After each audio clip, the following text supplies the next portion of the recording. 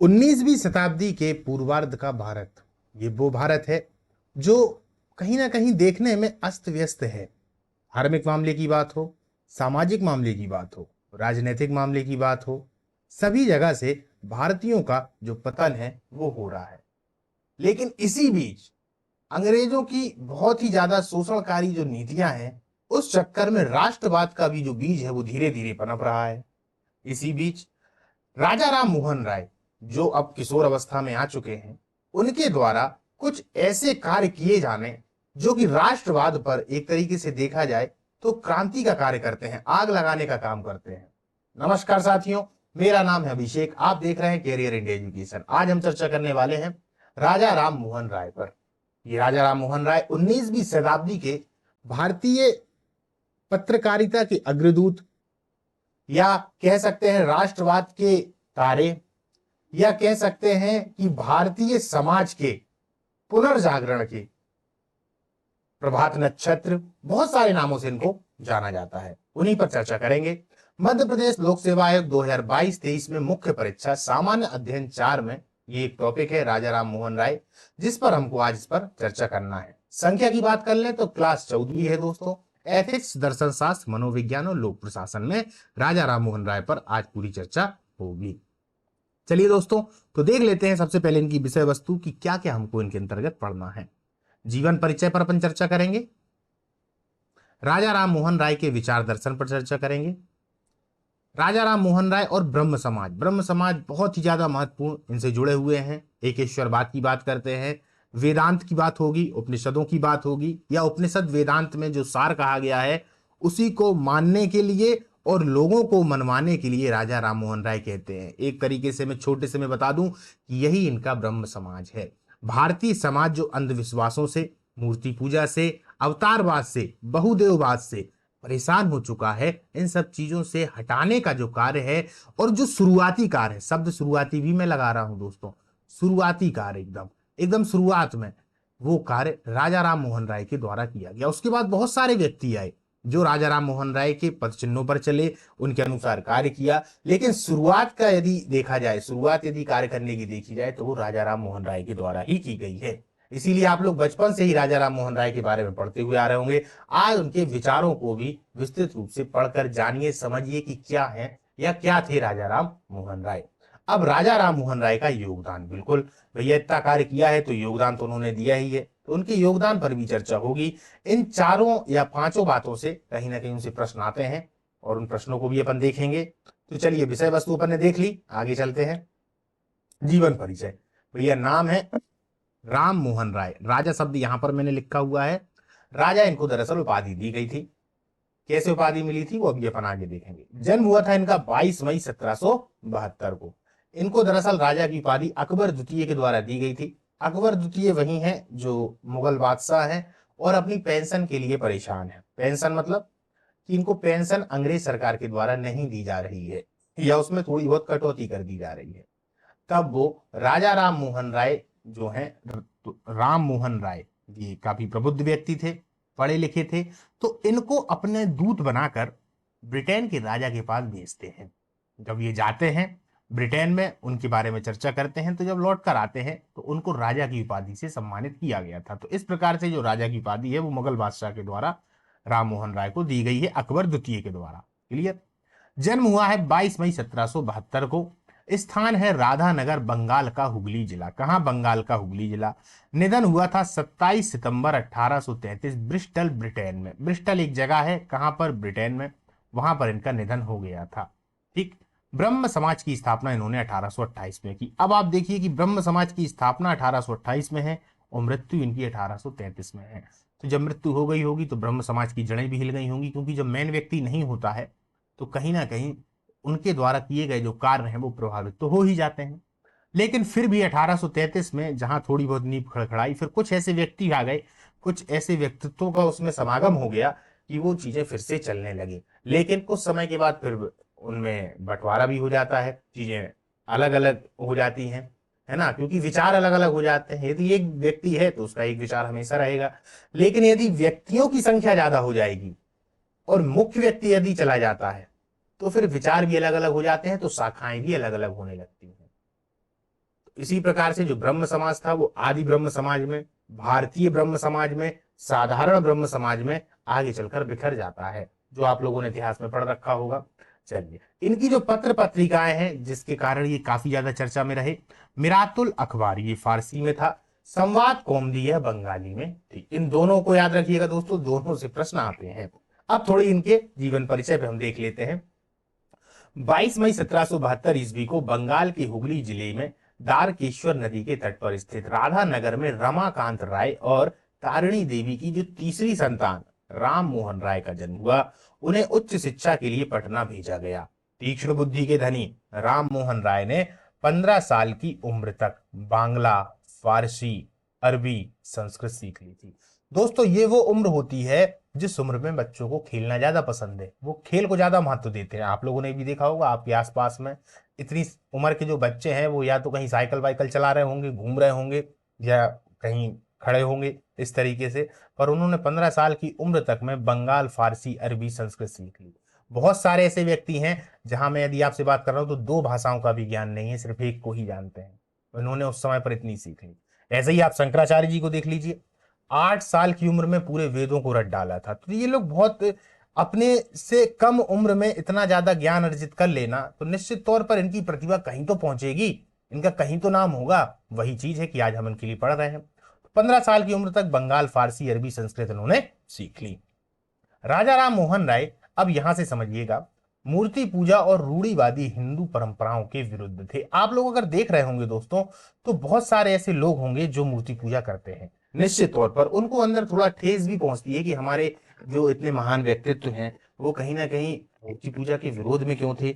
वो दरअसल उनका विरोध कुछ अलग तरीके का विरोध था। उस विरोध को समझने का प्रयास करिए। दरअसल भारतीय समाज जो है वो कहीं ना कहीं मूर्ति पूजा के माध्यम से इतना ज्यादा, वो कहने के लिए तो आस्तिक हो चुका था, लेकिन अंदर से वो नास्तिक ही रहा।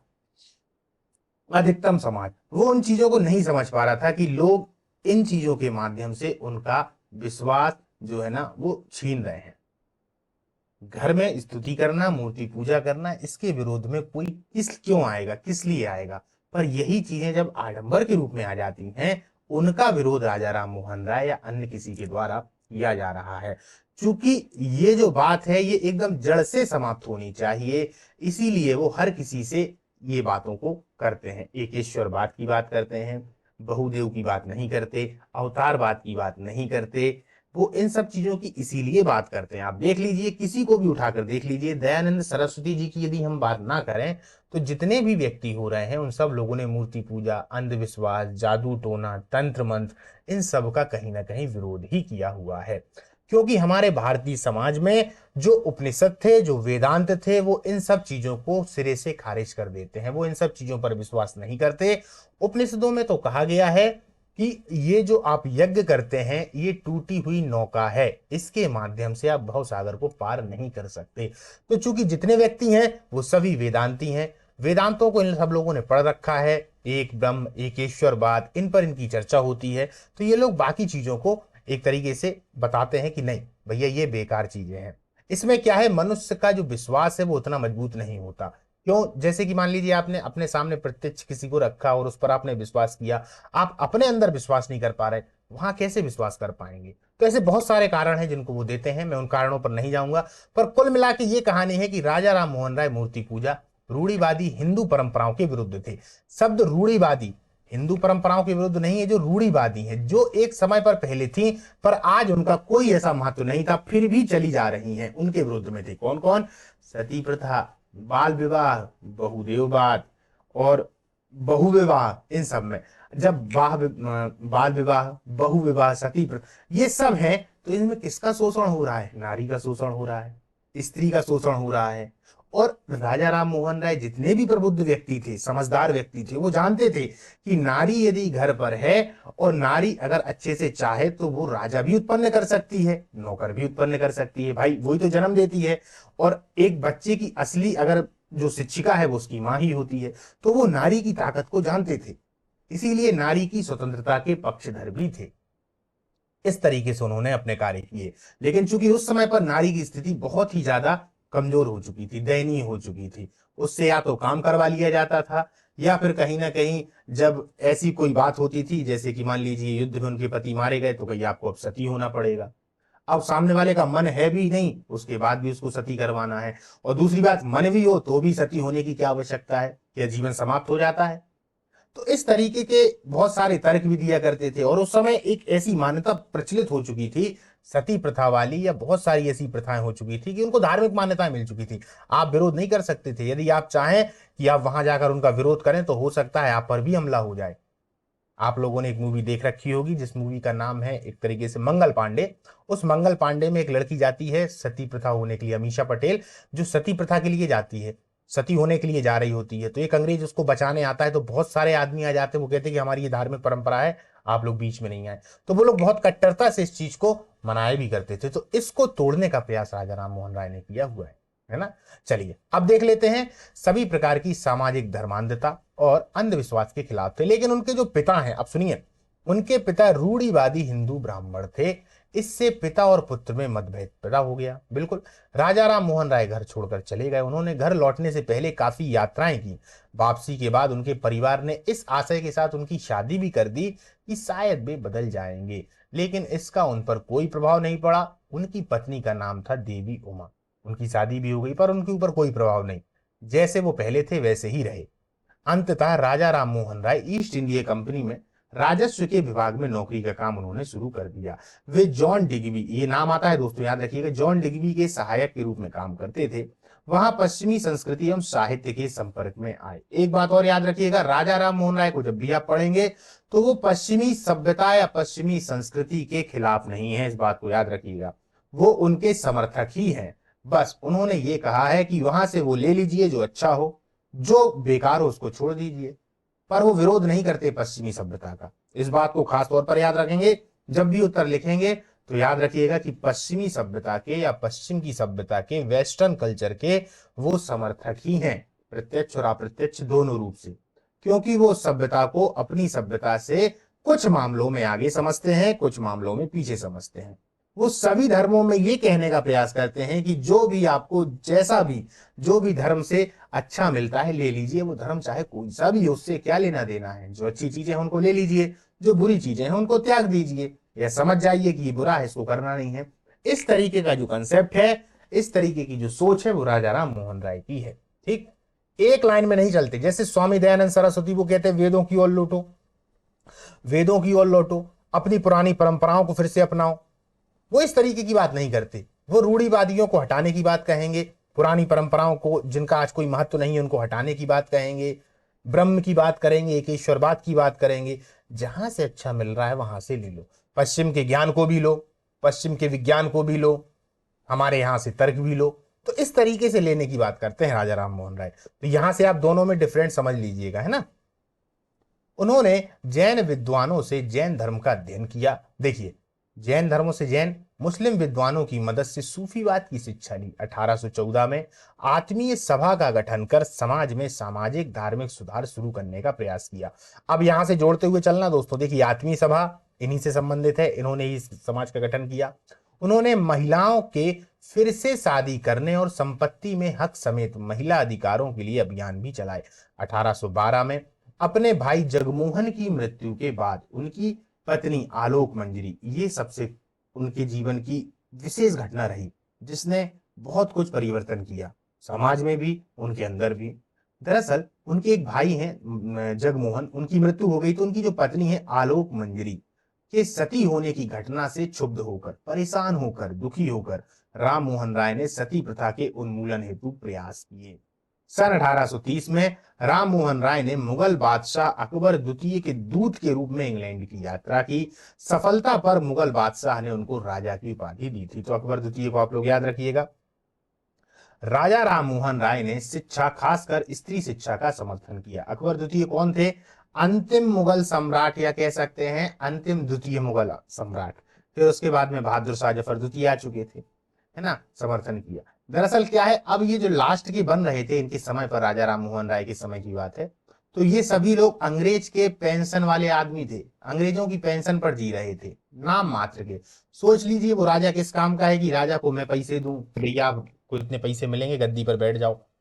सिर्फ अकेले चेहरा रखने के लिए उन लोगों ने रख रखा था, बाकी उनका कोई मतलब नहीं था। ऊपर से पेंशन भी समय पर नहीं दिया करते थे। तभी तो राजा राम मोहन राय से बोला कि भैया जाओ यार पता करके आओ मेरी पेंशन क्यों रुकी हुई है, खर्चे ही नहीं चल पा रहे। और चूंकि भारत के जो मुगल थे उनके शौक ही बहुत ज्यादा थे, तो उनको पैसे तो चाहिए यार, कैसे चलाएंगे काम अपना। उन्होंने अंग्रेजी, विज्ञान, पश्चिमी चिकित्सा एवं प्रौद्योगिकी के अध्ययन पर बल दिया। वे मानते थे कि अंग्रेजी शिक्षा पारंपरिक शिक्षा प्रणाली से बेहतर है। जो मैंने आपको बात बताई इसको समझिए, अंग्रेजी शिक्षा को वो पारंपरिक शिक्षा प्रणाली से बेहतर मानते हैं। उन्होंने 1822 में अंग्रेजी शिक्षा पर आधारित स्कूल की भी स्थापना की। वो अंग्रेजी शिक्षा का विरोध नहीं करते, याद रखिएगा, अंग्रेजी शिक्षा को वो सही मानते हैं। पर वो भारतीयों को जो अंग्रेजी शिक्षा है उससे संबंधित चीज है उसको ले लें, और जो बेकार चीजें हैं उनको हटा दें। वो इसके पक्ष में है। भारतीयों को नहीं नकारा कि यदि भारतीयों को नकार देते या भारतीय पद्धतियों को नकार देते तो फिर हम यहाँ पर उनका इतिहास ही नहीं पढ़ रहे होते, है ना। तो उन्होंने बोला है कि अंग्रेजी शिक्षा पर जो मतलब एक तरीके से अंग्रेजी जो शिक्षा है उसको भी नहीं नकारा, भारत की जो शिक्षाएं हैं उनको भी नहीं नकारा। जिस जिससे सही चीजें मिली हैं उन सब चीजों को स्वीकार किया है, बाकी सभी चीजों को बाहर कर दिया। राजा राम मोहन राय ने 1830 में ब्रिटेन की यात्रा की। उनका ब्रिस्टल के सभी स्टॉप लेटन, ये एक जगह थी दोस्तों, स्टॉप लेटन में तेज बुखार से पीड़ित होने पर 27 सितंबर 1833 को देहांत हो गया। ब्रिस्टल, ब्रिटेन में ब्रिस्टल के स्टॉप लेटन में तेज बुखार से पीड़ित होने पर 27 सितंबर 1833 को देहांत हो गया। राजा राम मोहन राय के विचार दर्शन देख लेते हैं। एकेश्वरवाद, अब यहां से आप लोगों को पूरा समझ में आने लगेगा। ये तो अपन ने उनके जीवन परिचय को पढ़ लिया, पहले विषय वस्तु पर ध्यान दिया। जो लोग टेलीग्राम से नहीं जुड़े हैं टेलीग्राम से जुड़ जाइएगा, इसका जो पीडीएफ है वो उसी में मिलेगा आपको। और जैसे ही क्लास समाप्त होगी हम क्लास के साथ साथ में पीडीएफ को अपलोड कर देते हैं, आप लोग डाउनलोड कर लीजिएगा, जब मन हो जब उसको पढ़िएगा। देखिए, एकेश्वरवाद, राजा राम मोहन राय की धार्मिक विचारों का निर्धारण हिंदू धर्म ग्रंथ के ब्रह्म ज्ञान के द्वारा हुआ था। वह केवल एक ईश्वर में श्रद्धा रखते थे। वह बहुत धार्मिक प्रवृत्ति के थे, याद रखिएगा, और धर्म की शुद्धता से उन्हें अटूट प्रेम था। धर्म में जो दूषित परंपराएं आ गई थीं उनका विरोध करते थे। वो हिंदू धर्म ग्रंथों के ब्रह्म ज्ञान, वही उपनिषद, वेदांत, उन्हीं में उनकी आस्था है। ईश्वर के एकेश्वरवाद पर विश्वास करते हैं। उनमें जो एक तरीके से देखा जाए दूषित परंपराएं आ गई हैं उनका विरोध करते हैं। वही पुरानी मान्यताएं, धार्मिक मान्यताएं जो उत्तर वैदिक काल से कहीं ना कहीं आना स्टार्ट हो गई थी। यज्ञ, बलि, कार्यक्रम, जादू टोना, ऐसा करोगे तो ऐसा हो जाएगा, ऐसा करने पर ऐसा हो जाएगा, तुम यदि गुलाम हो तो तुम्हारे ऊपर कोई शापित चीजें हैं, तुम इसीलिए गुलाम हो। अंग्रेज भारतीय मान चुके थे कि हम गुलाम इसी वजह से हैं क्योंकि हमारे कोई पुराने पाप पुण्य है। मतलब उन्होंने ये मान लिया, भाग्यवाद का सहारा लेने लगे थे। वो ये मन में सोचने लगे कि यार भाग्य ही अपना ऐसा है, कर्म ही अपने ऐसे हैं, अब क्या होगा, हमारे भाग्य में तो यही लिखा है। ये सब चीजें आ चुकी थी। ये सभी दूषित परंपराएं हैं इनकी राजा राम मोहन राय की नजरों में। उन्होंने तुहकात उल मुहावदीन, इसको याद रखिएगा, अर्थात एकेश्वरवादियों को एक उपहार नामक निबंध फारसी में लिखा, जिसकी भूमिका अरबी में थी। इस निबंध में राम मोहन राय ने धर्म और धार्मिक अनुभव के प्रश्न पर विवेकपूर्ण विवेचन प्रस्तुत किया। उन्होंने धर्म के तुलनात्मक अध्ययन पर बल दिया। इसके धर्म के तुलनात्मक अध्ययन पर। वहीं एकेश्वरवाद की विशेषताओं की तरफ संसार का ध्यान आकर्षित किया। उन्होंने अलौकिक शक्ति और चमत्कार के सिद्धांत को नकार दिया। अलौकिक शक्ति और चमत्कार के सिद्धांत को नकार दिया। मूर्ति पूजा को उन्होंने किसी भी आधार पर स्वीकार नहीं किया, क्योंकि उनका निश्चित मत था, यहां से समझिएगा, कि मूर्ति पूजक के मन में जो श्रद्धा होती है वह अंधविश्वास ही होता है। उनका मानना है उसमें विवेक का कोई स्थान नहीं होता। अंधी श्रद्धा के कारण वह इतना पथभ्रष्ट हो जाता है कि ईश्वर को भूलकर पत्थर को ही पूजने लगता है। अतः उनका आग्रह था कि उपनिषद में बताई गई आत्मन पूजा ही शुद्ध पूजा है। आत्मन पूजा, स्वयं के अंदर जो परमात्मा बैठा है उसकी पूजा करना, आत्मन पूजा, आत्मन शुद्धि, है ना, इस तरीके की बात है। आप अगर यहां देखेंगे तो वो किसी हिंदू धर्म के विरोध में नहीं है। राजा राम मोहन राय हिंदू धर्म में पहली कुरीतियों के विरोध में हैं, अंधविश्वासों के विरोध में हैं। धर्म के विरोध में बिल्कुल नहीं है। बहुत सारे लोग ऐसा समझ लेते हैं और बहुत सारे लोग ऐसा अपना छवि बना लेते हैं। हालांकि आप लोग समझदार हैं, आप लोग समझ पाएंगे कि वो कहाँ की ओर ले जाना चाह रहे हैं। भारत का जो विश्वास है उसको और मजबूत करना चाह रहे हैं, बिखरे हुए विश्वास से नहीं कि बिखरे हुए विश्वास से एक राष्ट्रवाद खड़ा कर दिया जाएगा या एक जन आंदोलन खड़ा कर दिया जाएगा। नहीं नहीं, उसके लिए अंदर से मजबूत होना बहुत जरूरी है ना। तो वो आत्मन पूजा ही शुद्ध पूजा है। उपनिषदों में ये सब बातें कही गई हैं। धार्मिक सहिष्णुता के मामले में क्या विचार है? राजा राम मोहन राय की धार्मिक विचारों में धर्मांधता या कट्टरपन कहीं भी नहीं था। वे धार्मिक सहिष्णुता को सर्वाधिक महत्व देते थे। फिर मैं बता दूं धार्मिक सहिष्णुता क्या है।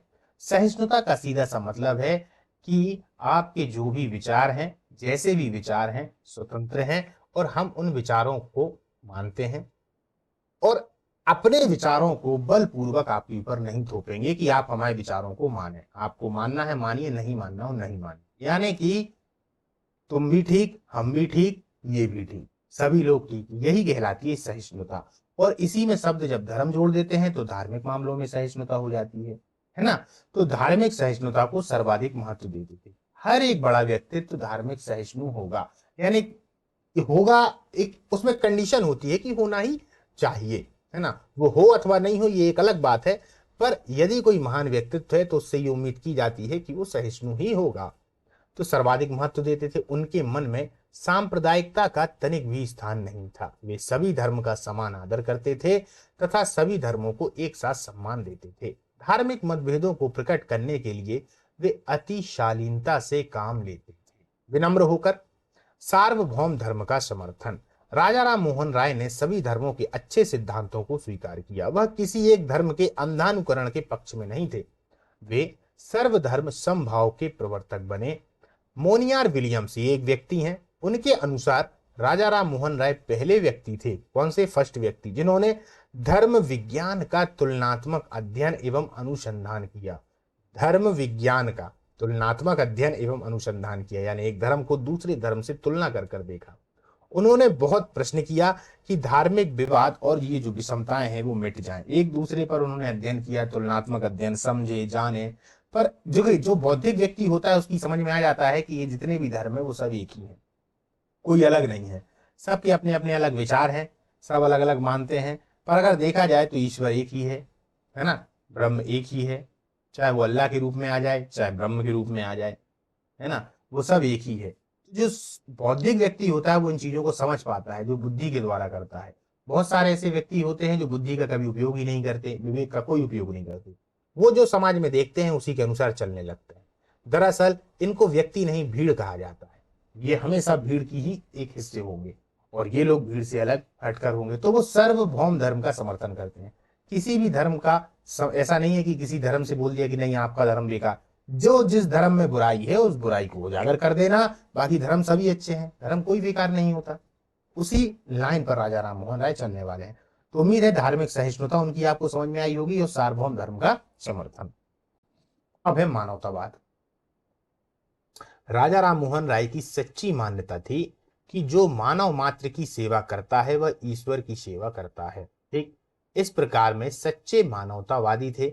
वह एक ऐसे समाज की रचना करना चाहते थे जिसका आधार दया, सहानुभूति, सहयोग, प्रेम, सहनशीलता और बंधुत्व हो।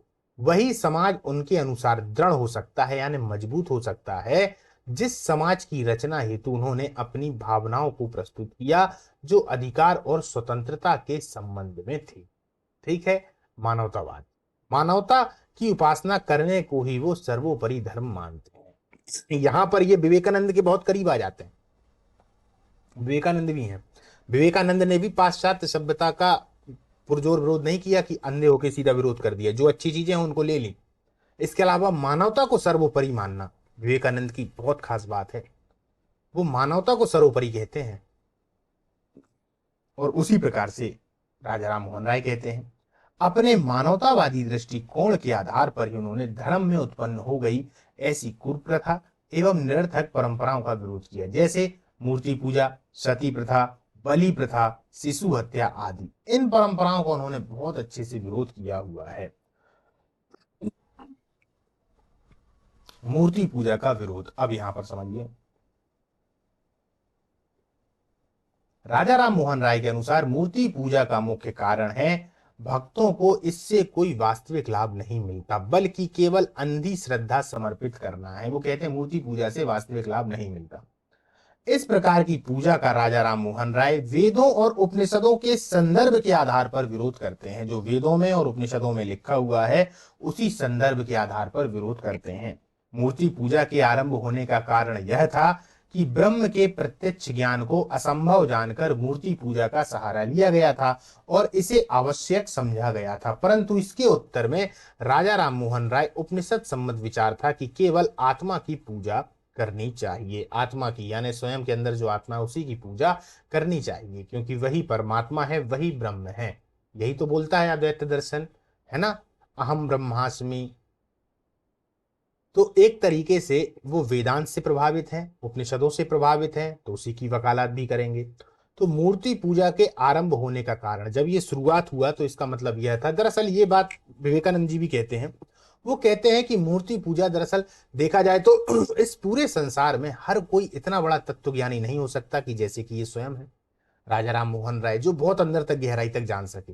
हर कोई इतना इतना इतना विवेकशील बुद्धिमान व्यक्ति नहीं होता जो छोटे से ही इतनी सारी किताबों को पढ़ ले, इतने ज्यादा इतने सारे ग्रंथों को पढ़ ले। तभी तो उसके अंदर ज्ञान आएगा। जब हम ग्रंथों को पढ़ेंगे, किसी चीज को जानेंगे और अनुभव होगा, तब ज्ञान आएगा, क्योंकि हर व्यक्ति कर नहीं सकता। इसलिए लेकिन ईश्वर के पास पहुंचने का तो भाई सभी के लिए अधिकार है। तो इसीलिए मूर्ति पूजा की शुरुआत हुई थी कि मूर्ति पूजा को प्रत्यक्ष मानकर अप्रत्यक्ष की पूजा करना। पर मूर्ति पूजा एक तरीके से इतना ज्यादा अंधविश्वासों में आने लगी कि उसका विरोध करना आवश्यक हो चुका था। अब आप लोग समझ पा रहे होंगे कि मूर्ति पूजा का विरोध वो क्यों किया करते थे, है ना। उनका कहना था कि उपनिषद किसी भी दशा में असंभव बात करने की प्रेरणा नहीं देते। मूर्ति पूजा के स्थान पर शुद्ध पूजा का उन्होंने सदैव समर्थन किया। श्रद्धा विचार के प्रति उचित है, मूर्ति के प्रति श्रद्धा से कोई लाभ नहीं। मूर्ति के प्रति श्रद्धा से कोई लाभ नहीं। ये राजा राम मोहन राय के अपने विचार हैं। जातिगत संकीर्णताओं का विरोध, आर्यों ने कर्म के आधार पर, अब समझिएगा, जो आर्य ऋग्वैदिक काल की बात चल रही है, तब उन्होंने कर्म के आधार पर समाज को जातीय वर्गों में विभाजित किया था। कालांतर से ही जन्म से ही जाति का निर्धारण होने लगा। इस विभाजन का समाज के लिए बड़ा विनाशकारी परिणाम हुआ। कुछ लोग श्रेष्ठ बन बैठे, अन्य वर्गों में से कोई हेय और निकृष्ट समझा जाने लगा। बिल्कुल शुरुआत अगर देखी जाए तो जन्म के माध्यम से थी, कर्म के माध्यम से थी, पर कर्म ने जन्म का आधार ले लिया। कर्म ने जन्म का आधार ले लिया। अब जब जन्म ने आधार ले लिया तो अब जन्म से व्यक्ति कैसा भी हो, यदि श्रेष्ठ होना है तो श्रेष्ठ हो जाएगा, है ना। जैसे पहले कर्म की बात थी तो एक ही परिवार में पंडित जी भी हो जाते थे, एक ही परिवार में क्षत्रिय भैया हो जाते थे, एक में वैश्य हो जाते थे, एक में शूद्र हो जाते थे। पर जब जन्म से होने लगा तो अब जो जन्म से श्रेष्ठ है, जैसे कि भैया जो पंडित जी हैं, तो अब पंडित जी के घर में चाहे कैसे भी व्यक्ति हो, पंडित जी ही जन्म लेंगे। तो यहां से एक तरीके से जो व्यवस्था थी वो चरमराने लगी। और ये जातिगत जो संकीर्णताएं थी वो अभी की थोड़ी ना थी। अब आप देखिए, ये मैं 19वीं सदी की बात कर रहा हूं, है ना। 1833 में उन्होंने ब्रह्म समाज की स्थापना की, तो ये लगभग में उसी समय की बात है। अब इस समय पर और उत्तर वैदिक काल में ये चीजें जन्मी, तो लगभग 2000 साल से तो ये सब चीजें चली ही आ रही हैं। तो ये इतनी तगड़ी मान्यताएं थी कि ये बदली नहीं जा सकती। इनमें थोड़ा बहुत परिवर्तन किया जा सकता है, समाज को ऊपर लाया जा सकता है। क्या आज इनको पूरी तरीके से बदल दिया? नहीं बदल पाए। भारत के बहुत सारे ऐसे गांव वाले इलाके हैं जहां पर ये मान्यताएं आज भी प्रचलित है दोस्तों, है ना। और मानसिक रूप से तो सभी के दिमाग में ही है ये, तो इनको ऐसे आसानी से बदला नहीं जाता। पर उन्होंने प्रयास किया अपने तरीके से, उन्हीं प्रयासों को हम देख रहे हैं, है ना। राजा राम मोहन राय को इसके हानिकारक परिणाम स्पष्ट दिखाई पड़े और उन्होंने जातीय भेदभाव और ऊंच नीच की भावनाओं का डटकर विरोध किया। उनका निश्चित मत था कि जाति के आधार पर किसी को श्रेष्ठ मानना पूर्णतः अनुचित या अन्यायपूर्ण है। बिल्कुल। परंपराओं के अंधानुकरण का विरोध, प्राय सभी समाज में जो कोई कार्य एक समय किसी विशेष परिस्थिति में हो जाता है, आगे भी बिना विचार किए लोग तदानुसार आचरण करने लगते हैं। यही अंधानुकरण है। हिंदू समाज भी इस संबंध में कोई अपवाद नहीं था। हिंदुओं में अनेक बेसिर पैर की परंपराएं पनप रही थी। राजा राम मोहन राय को इस अंधानुकरण विनाशक फल स्पष्ट दिखाई दिया और उन्होंने इसका प्रबल विरोध किया। यह ना आवश्यक है और ना उचित कि पिछली पीढ़ियां जो बात को मानती थीं उसे हम अब भी मानते रहें। कई बार तो यह भी देखा जाता है कि जिन बातों को उनकी प्राचीनता की दुहाई देकर रूढ़िवादी लोग समाज पर थोपे रहना चाहते हैं, वे वास्तव में उतनी पुरानी नहीं होती और अनेक बार उनमें उनके मानने वालों के स्वार्थ ही निहित होते हैं। अब इस बात को समझने का प्रयास करिएगा। परंपराएं जो हैं वो एक समय पर थी कि भैया ठीक है, उनको माना जाता था, उस समय उनकी आवश्यकता भी थी, पर वो धीरे धीरे धीरे धीरे ये जो परंपराएं हैं वो अब जबरदस्ती होने लगी। क्यों? क्योंकि पहले होती थी तो आज भी हो रही हैं। आज उनका कोई महत्व नहीं है, उन्हीं परंपराओं के वो विरोध में है। यदि परंपरा ठीक है तो आप विश्वास कर सकते हैं, यदि ठीक नहीं है तो उसका अंधानुकरण के विरोध में है राजा राम मोहन राय। ये आपको समझना पड़ेगा। वो पुरानी परंपराओं के विरोध में नहीं है, पुरानी ऐसी परंपराएं जिनका आज के समय में कोई महत्व नहीं है उनके विरोध में है ना। चलिए आगे चलते हैं। राजा राम मोहन राय ने केवल ये कहकर ही अनुचित बातों का विरोध नहीं किया, बल्कि अपने कार्यों से भी सिद्धांतों का भी सहारा दिया। समुद्र पार जाने की अनुचित वर्जना की पूर्ण अवहेलना करके इंग्लैंड गए और वहां भारतीय हितों में कार्य किया। इसको समझ लीजिए। दरअसल भारतीय समाज में एक परंपरा और बहुत पुरानी प्रचलित थी, क्योंकि ऋग्वैदिक काल में और उत्तर वैदिक काल में हम देखते हैं कि समुद्र को भगवान माना गया है ना। प्रकृति की हर एक वो वस्तुएं या प्रकृति की हर एक वो चीजें जिनको कहीं ना कहीं जो शक्तिशाली होती हैं उनकी हम पूजा अवश्य करते हैं। इसी प्रकार समुद्र की भी पूजा की जाती थी। तो समुद्र को लांघना भारतीय परंपरा में गलत माना जाता था। तो उस समय पर उन्होंने समुद्र को लांघा और स्वयं भी गए ये दिखाने के लिए कि ये गलत नहीं है, हम विदेश जा रहे हैं। अन्यथा भारत का कोई व्यक्ति विदेश ही नहीं जाता था। वो कहता था हम समुद्र को पार ही नहीं करेंगे, हमारे भगवान हो, हम भगवान जी को नाक जाएंगे क्या। तो वो समुद्र को पार ही नहीं करते थे, वो एक समुद्र से दूसरे समुद्र नहीं जाते थे। ये बहुत बुरा पाप माना जाता था कि यार समुद्र को नाक गए आप लोग, तो इनको नाकना पाप माना जाता था। इसलिए उन्होंने वो स्वयं गए और ब्रिस्टल गए, इंग्लैंड गए, उन्होंने खुद इस परंपरा को तोड़ा। तो यहाँ पर वो यही कहने का प्रयास कर रहे हैं कि ऐसा नहीं है कि उन्होंने सिर्फ हवाई बातें की हो, उन्होंने उस कार्य को करके भी दिखाया, तब जाके बोला कि भैया आप भी इस बात को अपनाएं, है ना। नारी के उत्थान के समर्थक। सभी अच्छे धर्मों की यह मानता है कि देश और समाज के पूर्ण निर्माण के लिए समाज में नारियों को सम्मानित तथा बराबर का स्थान मिलना चाहिए। आर्य काल में ऐसा ही था। इसे सिद्ध करने के लिए अनेक उदाहरण प्रस्तुत किए जा सकते हैं। जहां नारी की पूजा हो वहां देवताओं का वास बताया गया। कालांतर में नारी के समाज में गिरावट आई और पर्दा तथा सती प्रथा जैसी अमानुषिक परंपराएं समाज में व्याप्त हो गई। शुरुआत में नारी की स्थिति बहुत बढ़िया थी, नारियां विदुषी हो रही हैं, महान महान वेदों की एक तरीके से ज्ञाता हैं, उनका पाठ कर रही हैं। लेकिन कुछ समय के बाद नारियों की स्थिति गिरने लगी। राजा राम मोहन राय इस प्रकार की बातों के विरोध तो थे ही, उनके परिवार में उनके बड़े भाई की मृत्यु के पश्चात बड़े भाई की जो पत्नी की अनिच्छा होते हुए भी उनको सती किए जाने से राजा राम मोहन राय के हृदय पर भारी आघात पहुंचा। इस अमानुषिक घटना ने राजा राम मोहन राय को प्रेरित किया कि वे सती प्रथा को बंद करने का प्रश्न करें। राजा राम मोहन राय ने इस ओर प्रयास करते हुए लॉर्ड विलियम बेटिंग की सरकार से इस प्रथा को अवैध तथा गैर कानूनी घोषित करवाया और उन्होंने स्त्री शिक्षा और विधवा विवाह का समर्थन भी किया। साथ ही पति की संपत्ति में स्त्रियों के अधिकार को भी उन्होंने पूर्ण समर्थन दिलाया। चलिए आज मैं इसको आपको समझाता हूं समस्या क्या थी। जब कोई व्यक्ति की मृत्यु हो जाती थी तो उसकी जो पत्नी है वो पत्नी बहुत ही ज्यादा कमजोर हो जाती थी। तब उसके पास में दो ही रास्ते हुआ करते थे, या तो वो आत्महत्या कर ले या सती हो जाए, क्योंकि समाज में वो रह नहीं सकती, उसको बहुत बेकार दृष्टि से देखा जाएगा और उसके पास संपत्ति वगैरह कुछ है नहीं। इसलिए ये कंडीशन इसीलिए आई थी। जैसे व्यक्ति समाप्त हुआ तो उसकी जो संपत्ति है वो स्त्री को मिलना चाहिए, तो स्त्री को वो संपत्ति ना मिलकर उसके भाइयों को मिल जाया करती। स्त्री हो गई अकेली, क्योंकि स्त्री को तो मरना है भैया, सती होना है, क्योंकि जब पति मर गया तो आप भी सती होइए, आपको देवी की तरह पूजा जाएगा।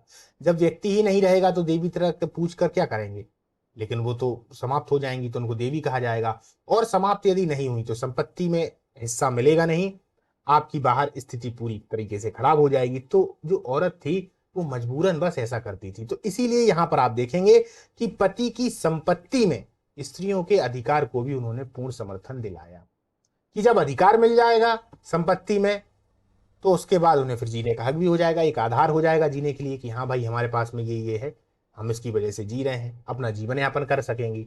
ये कारण था। प्रेस तथा विचार अभिव्यक्ति की स्वतंत्रता संबंधी विचार, इसके लिए भी बहुत अच्छे से जाना जाता है दोस्तों। राजा राम मोहन राय के विचारों की अभिव्यक्ति तथा प्रेस की स्वतंत्रता को पूर्ण रूप से आवश्यक मानते थे। उन्हें इन पर कोई बंधन स्वीकार नहीं था। प्रथम बांग्ला पत्र संवाद कौमुदी का संपादन 1819 में स्वयं उन्होंने ही किया था। तदंतर में 1822 उन्होंने मिरतुल अखबार नाम से एक फारसी पत्र का प्रकाशन भी आरंभ किया। याद रखिएगा, एक 19 में एक 22 में। परंतु 1823 में यह घोषणा की गई कि बिना सरकार के पूर्वाज्ञा के कोई भी समाचार पत्र नहीं प्रकाशित किया जा सकता। इस पर राजा राम मोहन राय ने कोलकाता के प्रतिष्ठित लोगों के हस्ताक्षर के द्वारा एक स्मरण पत्र तैयार कर उसे ब्रिटिश सम्राट के पास भेजा, परंतु उस पर सकारात्मक जवाब नहीं मिल सका। इस प्रकार राजा राम मोहन राय ने भारतीय पत्रकारिता की नींव डाली। ठीक, उन्होंने लगातार प्रयत्न किया कि भारत में प्रेस की तथा विचारों की अभिव्यक्ति स्वतंत्र हो। स्वतंत्रता संबंधी उनके विचार, पाश्चात्य प्रभावों में फ्रांस की राज्य क्रांति का प्रभाव राजा राम मोहन राय पर सबसे अधिक पड़ा। उनका दृढ़ विश्वास था कि व्यक्ति को स्वतंत्रता, समानता एवं न्याय पाने का जन्मसिद्ध अधिकार है। व्यक्ति की स्वतंत्रता उसके विचारों से स्वतंत्र है। उन्होंने धार्मिक के समान ही सामाजिक और राजनीतिक क्षेत्र में भी स्वतंत्रता का समर्थन किया। उनका मत था कि राजनीतिक क्षेत्र में पुरुष एवं नारी के विचार समान होने चाहिए। वह मनुष्य मात्र की स्वतंत्रता के पक्षधर थे। प्रशासन संबंधी विचार देख लिए जाएं दोस्तों। राजा राम मोहन राय के मन में समाज सुधार एवं पुनर्जागरण से संबंधित कई विचार थे, परंतु वे मानते थे कि केवल एक ही व्यक्ति सब कुछ नहीं कर सकता, भले ही उसे समाज का पूरा सहयोग प्राप्त हो। बिल्कुल, एक व्यक्ति कैसे सब कुछ कर लेगा? यदि समाज उसके साथ में नहीं है और व्यक्ति उसके साथ में नहीं है तो वो कैसे कुछ कर पाएगा? खुद के विचार हैं, खुद को बदल सकता है, समाज को नहीं बदल पाएगा। पर यदि 4-5 व्यक्ति मिल जाएं, ये संख्या ज्यादा हो जाए, तो फिर जब एक हुजूम हो जाता है तो हुजूम के साथ में लोग देखते हैं कि यार इसके साथ में इतने लोग हैं तो हम भी शामिल होंगे, तो फिर धीरे धीरे कार्य होने लगते हैं, है ना। तो कोई भी एक व्यक्ति या कह सकते हैं एक चना भाड़ नहीं फोड़ सकता। वे उदारवादी व्यक्ति थे और इस बात पर बल देते थे कि व्यक्ति को स्वतंत्रता एवं अन्य आवश्यक अधिकार मिलने चाहिए, परंतु वे इन सब कार्य में राज्य की सक्रियता को भी आवश्यक समझते थे। बिल्कुल, यदि अधिकार चाहिए है तो राज्य भी तो उत्सुक हो, क्योंकि अंग्रेज तो उत्सुक कभी रहे नहीं कि भारतीयों को कोई अधिकार मिले। कुछ एक दो आए हैं बस, बाकी इसके अलावा तो वो यही थे कि इनका सिर्फ शोषण किया जा सके।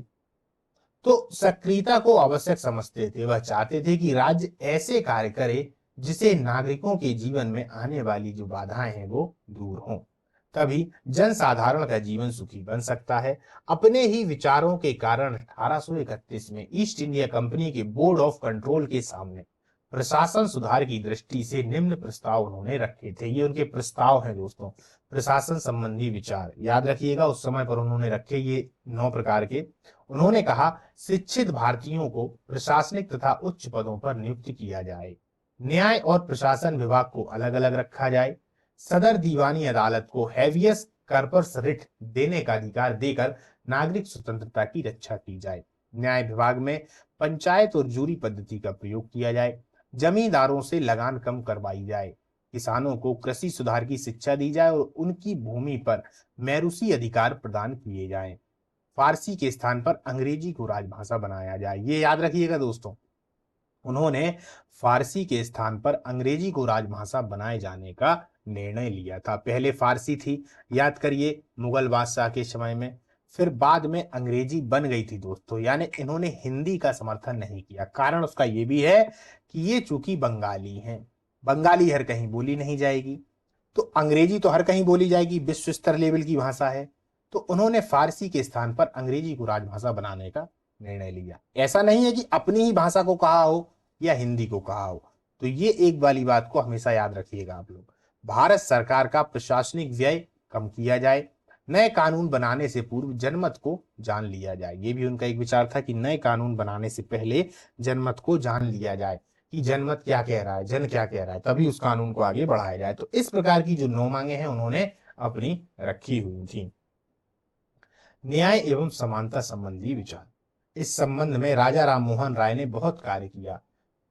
पहले तो अंग्रेजों के न्याय का विरोध ही करते थे, परंतु कुछ समय के पश्चात उनसे प्रभावित हुए और समर्थन करने लगे। पहले उन्होंने अंग्रेजों का काफी विरोध किया, पर कुछ समय के बाद वो उनका समर्थन भी करने लगे। परंतु इस विचार परिवर्तन का यह अर्थ बिल्कुल मत लगा लेना, ना ही उसका यह अर्थ है कि पूर्ण रूप से अंग्रेजों के न्याय को वो स्वीकार कर बैठे थे। जो अच्छी चीज थी वही लेते थे। 1827 का जूरी एक्ट ही पक्षपातपूर्ण था एवं भेदभाव को बढ़ावा देता था। इसके अनुसार किसी हिंदू या मुसलमान जज को किसी ईसाई मुकदमे को सुनने के अधिकार से वंचित किया गया था। राजा राममोहन राय ने इस एक्ट का विरोध किया। उन्होंने इस संबंध में ब्रिटिश संसद के समक्ष स्मरण पत्र प्रस्तुत किया। 1833 के चार्टर एक्ट के निर्माण के समय उन्हें इंग्लैंड की संसद की प्रवर समिति के समक्ष अपने विचार प्रस्तुत करने का अवसर भी दिया गया। राजा राममोहन राय और ब्रह्म समाज। अब दोस्तों ब्रह्म समाज को हम देखते हैं, समझिए। अभी तक अपन लोगों ने राजा राममोहन राय के विचार देख लिए, उनके जीवन को देख लिया, शुरुआत विषय वस्तु से अपन लोगों ने की थी। हम थोड़ा ब्रह्म समाज पर फोकस करते हैं, है ना। कोलकाता में रहते हुए राजा राममोहन राय का संपर्क यंग बंगाल के कुछ सदस्यों से हुआ। राममोहन राय ने उनसे मिलकर सन 1815 ईस्वी में आत्मीय सभा की स्थापना की। शुरुआत किससे हो रही है? आत्मीय सभा से। इस सभा की साप्ताहिक बैठक में एकेश्वरवाद तथा अन्य मौलिक धार्मिक सिद्धांतों की चर्चा होती थी। सन 1816 में उन्होंने वेदांत कॉलेज की स्थापना की। अब देखिए, 1816 में उन्होंने वेदांत कॉलेज की स्थापना की। सन 1819 में उन्होंने मद्रास के प्रसिद्ध ब्राह्मण सुब्रहण्यम शास्त्री को मूर्ति पूजा के प्रश्न पर शास्त्रार्थ में हरा दिया। मूर्ति पूजा के प्रश्न पर हरा दिया। पहले दोस्तों शास्त्रार्थ ये हुआ करते थे, है ना।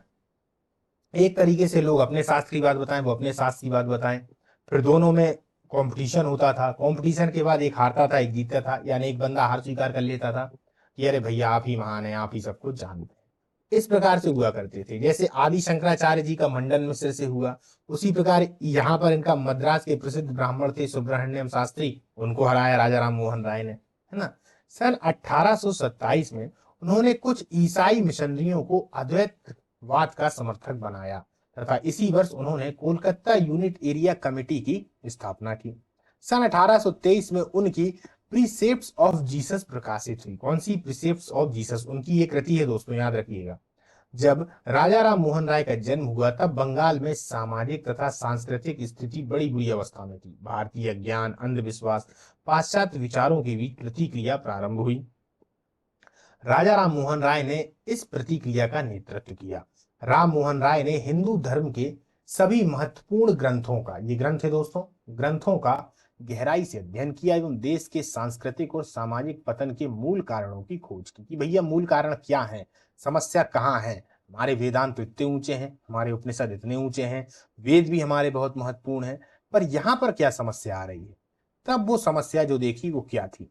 राममोहन राय को अपने देश तथा देशवासियों से बहुत लगाव था। तत्कालीन भारतीय समाज में ये वर्ण व्यवस्था परंपराओं से नियंत्रित तथा परिचालक था, में व्याप्त शोषण, भ्रष्टाचार, जनता से भी अत्यधिक दुखी थे। ये सब चीजें थी, परंपराएं हैं, है ना, शोषण है, भ्रष्टाचार है, ये सब समाज में फैल गया। मानसिक शांति के लिए उन्होंने बौद्ध धर्म का सहारा लेना चाहा। एक बार बौद्ध धर्म की ओर भी इनका मन जो है वो प्रभावित हुआ और इसके लिए उन्होंने तिब्बत की यात्रा की। लेकिन वहां उन्होंने देखा कि बौद्ध धर्म के अनुयायियों में मूर्ति पूजा के प्रति अत्यधिक लगाव है, तो उन्हें बहुत निराशा हुई। क्योंकि मूर्ति पूजा के तो वो शुरुआत से ही विरोध में है।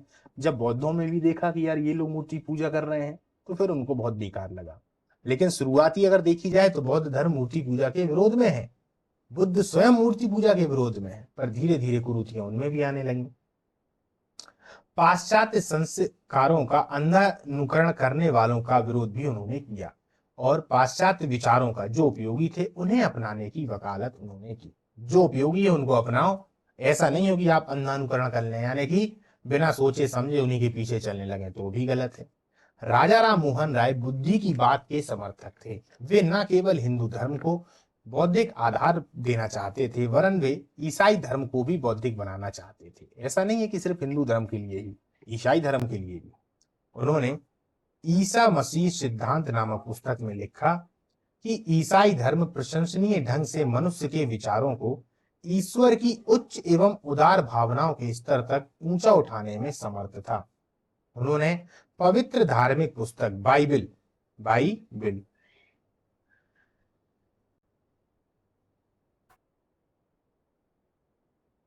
के अंतर्निहित भावनात्मक सौंदर्य की प्रशंसा करते हुए कहा कि ईसा मसीह की दिव्य वार्ता का मुख्य उद्देश्य दैविक भावनाओं से अनुप्राणित है। राजा राम मोहन राय का भारतीय समाज को योगदान यदि किसी में है, भारतीय समाज में यदि योगदान किसी में है, तो वह सामाजिक क्षेत्र में सुधारों की नींव आपने ही रखी। एक तरीके से देखा जाए, जो सामाजिक क्षेत्र है उसमें जो नींव है वो इन्हीं के द्वारा रखी गई। राष्ट्र को आधुनिक बनाने की प्रक्रिया का सूत्रपात भी आपने ही किया। इन दोनों कार्यों के लिए जो आधार अपनाया गया वह एक दिशा निर्देश या भविष्य के लिए है। भारतीय समाज की बहुत सारी बुराइयों को धार्मिक मान्यताएं मिली हुई थी। धार्मिक आधार पर किसी भी कुरीति का एक ऐसा संबल होता है कि उसे तोड़ना आसान नहीं होता। एक ऐसी ही सामाजिक, धार्मिक तथा मानवता के लिए अभिशप्त प्रथा थी सती प्रथा। उसे सामाजिक और धार्मिक स्वीकृति प्राप्त थी। याद रखिए दोस्तों, ये जो कुरीतियां होती हैं ना, इनको जब धार्मिक मान्यताएं मिल जाती हैं तो ये बहुत मजबूत हो जाती हैं। ये हटती नहीं। कानून की वजह से इनको हटाया जा सकता है, पर मानसिक रूप से नहीं हटाया जा सकता। मानसिक रूप से हटाने के लिए बहुत समय लगता है, और लोगों के दिमाग को परिवर्तित करने के लिए तो और भी ज्यादा समय, क्योंकि लोग अक्सर इन्हीं को ढोते हुए फिरते हैं। तो ये बहुत मजबूत होती हैं। ऐसा काम राजा राम मोहन राय के द्वारा किया गया था। राजा राम मोहन राय ने तर्क और प्रमाण से भी यह सिद्ध कर दिया कि किसी भी प्राचीन धर्म ग्रंथ में सती प्रथा को मान्यता नहीं है। इसके अलावा उन्होंने इस प्रथा को मानवता पर कलंक बात कर भी समाप्त करने की बात कही। उन्होंने कहा कि मानवता के नाम पे ये कलंक है। बिल्कुल कलंक है यार, किसी व्यक्ति को जिंदा जला देना कलंक नहीं है। और अपने प्रयासों से सरकारी सहयोग एवं ब्रह्म समाज के माध्यम से इस प्रथा को समाप्त करने के लिए कानून बनाया। 19वीं शताब्दी में पुनर्जागरण और अंग्रेजी शिक्षा के प्रसार का घनिष्ठ संबंध था। राम मोहन राय ने इस तत्व को समझा और अंग्रेजी शिक्षा के समर्थन में सन 1823 में लॉर्ड एवं एम हस्ट को एक मेमोरेंडम दिया और अंग्रेजी शिक्षा के प्रसार में अपना योगदान दिया, क्योंकि वह जानते थे कि अंग्रेजी के माध्यम से भारतीय नए विचारों तथा ज्ञान विज्ञानों की बातों से परिचित होंगे। संपूर्ण विश्व के संबंध में जिनका ज्ञान बढ़ेगा, भारतीय अपनी परंपरागत रूढ़ियों की सीमा से बाहर निकलेंगे, तभी भारत का विकास संभव होगा। अंग्रेजी शिक्षा के साथ साथ बांग्ला साहित्य के विकास में भी उनका योगदान महत्वपूर्ण है। उन्होंने वेदांत और उपनिषदों का बांग्ला में अनुवाद किया और पाठ्य पुस्तकों के अतिरिक्त पहली बार बांग्ला भाषा को प्रोत्साहित भी किया। अब आप देखिए, वेदांतों का और उपनिषदों का बांग्ला भाषा में अनुवाद करवा रहे हैं ताकि उनके जो आसपास है या जो बंगाल के लोग हैं वो लोग उस चीज को समझ सकें, क्योंकि व्यक्ति की पहली प्राथमिकता है शिक्षा, दूसरी जो प्राथमिकता है वो है कि शिक्षा मातृभाषा में हो, यानी कि उनको अपनी भाषा में पढ़ने का मौका तो मिल जाए ताकि वो चीजों को समझ पाए। तो उन्होंने बांग्ला में उनका अनुवाद भी करवाया। ब्रह्म समाज की स्थापना और थोड़ा विकास देख लेते हैं दोस्तों। राजा राम मोहन राय ईश्वर की उपासना के लिए किसी मध्यस्थ की आवश्यकता महसूस नहीं करते थे। एक बार भी अपने कुछ साथियों के साथ चर्च से जब वो लौट रहे थे, उन्होंने यह विचार किया, या विचार आया उनके समय में। इस सुझाव के आधार पर उन्होंने एक मकान किराए पर लिया। इस मकान में 20 अगस्त 1828 को उनके समर्थकों की पहली बैठक हुई। एक किराए से मकान ले लिया। इस सभा का नाम रखा ब्रह्म समाज। अब समझिए कैसे बना। इसका मुख्य उद्देश्य था हिंदू धर्म को शुद्ध करना और एकेश्वरवाद की उपासना का प्रचार करना। प्रत्येक वह व्यक्ति जो एक ईश्वर में निष्ठा और आस्था रखता था, बिना किसी भेदभाव के समाज की सदस्यता को ग्रहण कर सकता था। अब इसकी एक खास बात और, हर कोई इसमें आ सकता है। ऐसा नहीं है कि सिर्फ कोई विशेष धर्म के ही लोग आएंगे, हिंदू धर्म के ही आए, मुस्लिम हैं आ जाएं, ईसाई हैं आ जाएं, पर एकेश्वरवाद को मानना पड़ेगा। प्रत्येक शनिवार शाम को सभा की बैठक में वैदिक रचनाओं का पहला संस्कृत तो फिर बांग्ला में पाठ होता था। यानी संस्कृत और बांग्ला में एक तरीके से देखा जाए तो इनके पाठ हुआ करते थे, किनके? वैदिक रचनाओं के, जो वेदों से संबंधित हैं। जनवरी 1930 में एक मकान क्रय किया गया और यहाँ ब्रह्म समाज के मुख्य कार्यालय की स्थापना हुई। इस भवन के न्यास पत्र में कहा गया था कि भवन का प्रयोग केवल निराकार ब्रह्म की उपासना के लिए ही किया जाएगा, यानी कि उन्होंने पहले ही बता दिया कि एक ऐसे ब्रह्म की उपासना की जाएगी जिसका कोई आकार नहीं है ना। ब्रह्म समाज आंदोलन पूर्णतः वेदों एवं उपनिषदों से प्रेरित था तथा पूजा के नाम पर सिर्फ वेद और उपनिषदों के मंत्रों का उच्चारण और कुछ कविताओं का पाठ होता था तथा किसी भी प्रकार की मूर्ति को प्रवेश नहीं दिया गया था। ठीक। राजा राम मोहन राय की मृत्यु के बाद, अब मृत्यु जब उनकी हो गई, तब 1833 में ब्रह्म समाज के कार्यों में शिथिलता आ गई, परंतु देवेंद्र नाथ टैगोर ने जब इसे अपनी सेवाएं दी तो यह फिर से जीवित हो उठी। फिर कौन आ गए थे? देवेंद्र नाथ टैगोर। 1843 में देवेंद्र नाथ ने ब्रह्म समाज का नेतृत्व संभाला, इसको पुनर्गठित किया और सिद्धांतों के प्रचार के साथ साथ इस संगठन ने विधवा विवाह का समर्थन किया तथा स्त्री के पक्ष में सक्रिय आंदोलन चलाए। ठीक है। इसने बहु विवाह भी समाप्त करने का प्रयत्न किया। कुछ समय पश्चात देवेंद्र नाथ ने, जो देवेंद्र नाथ टैगोर थे, उन्होंने केशव चंद्र सेन को ब्रह्म समाज का आचार्य नियुक्त कर दिया। केशव चंद्र सेन की वाक्पटुता तथा उदारवादी विचारों ने इस आंदोलन को और लोकप्रिय बना दिया। यानी केशव चंद्र सेन इनसे भी एक कदम आगे निकले, बहुत अच्छा भाषण देते थे, बोलते बहुत अच्छा थे, तो लोग उनसे अक्सर जुड़ जाया करते थे, जुड़ने लगे। केशव चंद्र सेन ने अंततः समस्त भारत की यात्रा की तथा ब्रह्म समाज के प्रभाव को बनाए रखा। इन्हीं के समय में उनकी शाखाएं जो है वो उत्तर प्रदेश, पंजाब, मद्रास में खोली गई। ये प्रश्न प्री में दोस्तों आता है कि किनके समय में ब्रह्म समाज सर्वाधिक ज्यादा गति से आगे बढ़ा, तो वो केशव चंद्र सेन है, याद रखिएगा। सन 1865 में फिर जब देवेंद्र नाथ टैगोर वही ने केशव चंद्र सेन से आचार्य की पदवी छीन ली। केशव चंद्र सेन से आचार्य की पदवी छीन ली। कारण उसका ये था कि केशव चंद्र सेन सभी को अपने में बुला रहे थे, अपने विचार बता रहे थे और ये बात देवेंद्र नाथ टैगोर को पसंद नहीं थी। तो जब उनकी पदवी छीन ली, दरअसल केशव चंद्र सेन उदारवादी विचार के व्यक्ति थे। वे कई मायनों में हिंदू धर्म को संकीर्ण मानते थे और उनकी सभाओं में सभी धर्म का पाठ होने लगा। इन सब कर्म से उनकी पदवी छीन ली गई, देवेंद्र नाथ टैगोर ने छीन ली। अब केशव चंद्र सेन से पदवी छिन जाने के परिणाम स्वरूप इस समाज में फूट पड़ गई। उन्होंने एक नई शाखा का गठन किया जो आदि ब्रह्म समाज के नाम से जाना गया। अब केशव चंद्र सेन ने एक नया बना लिया जिसको आदि ब्रह्म समाज के नाम से जाना गया। आदि ब्रह्म का मतलब, आदि मतलब पुराना, जो पुराना ब्रह्म समाज है। ठीक। इस नई शाखा में एक बार पुनः विभाजन हो गया। अब इसी नई में इस विभाजन का कारण केशव सेन, अब यही जो केशव चंद्र सेन थे, ने 13 वर्षीय पुत्री का विवाह अपने कूच बिहार, ये कूच है दोस्तों, कूच बिहार के राजा के साथ करना, क्योंकि वह बाल विवाह का विरोध करते थे। दरअसल खुद ही केशव चंद्र बाल विवाह का विरोध करते थे और अपनी ही पुत्री का विवाह, जब उन्होंने देख लिया कि वर अच्छा मिल गया है, सेठ जी हैं, तो अपनी पुत्री का विवाह, या एक कह सकते हैं अवयस्क पुत्री का विवाह करवाने लगे। तो ये तो गलत है, आप स्वयं मना कर रहे हो और समाज के सामने, और खुद अपनी पुत्री का विवाह कर रहे हो, तो ये गलत है। तो इस चक्कर में स्वयं बाल विवाह करा रहे थे। इस अंतर विरोध के कारण फिर से एक बार विभाजन हो जाता है। केशव सेन ने इस नई शाखा से अलग होकर पुनः एक शाखा साधारण ब्रह्म समाज के नाम से खोली। तो पहले ब्रह्म समाज हुआ, आदि ब्रह्म समाज हुआ, फिर साधारण ब्रह्म समाज हुआ, खोली। 19वीं सदी के बंगाल के अधिकांश पढ़े लिखे लोग इस आंदोलन से प्रभावित हुए थे।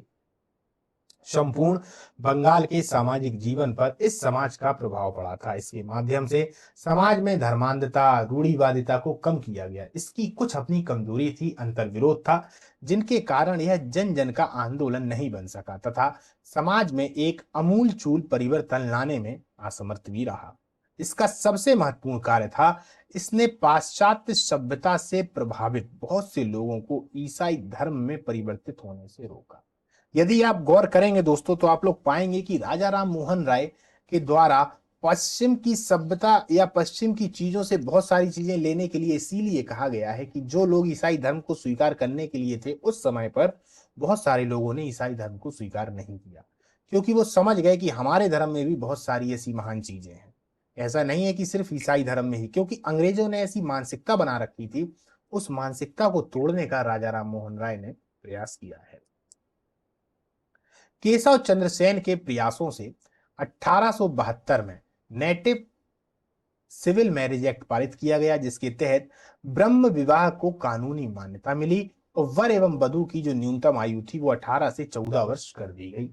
पुनर्विवाह के लिए ईश्वर चंद्र विद्यासागर ने लंबा संघर्ष चलाया। विद्यासागर की प्रेरणा से एवं उनकी देखरेख में उच्च जातियों में पहला कानूनी हिंदू विधवा पुनर्विवाह कोलकाता में 7 दिसंबर 1856 को हुआ। इस प्रकार ब्रह्म समाज ने भारतीय पुनर्जागरण में एक अहम भूमिका निभाई। ब्रह्म समाज का बहुत ही ज्यादा महत्वपूर्ण योगदान रहा दोस्तों, और ब्रह्म समाज के बाद तो फिर बहुत सारे समाज बनते ही चले गए।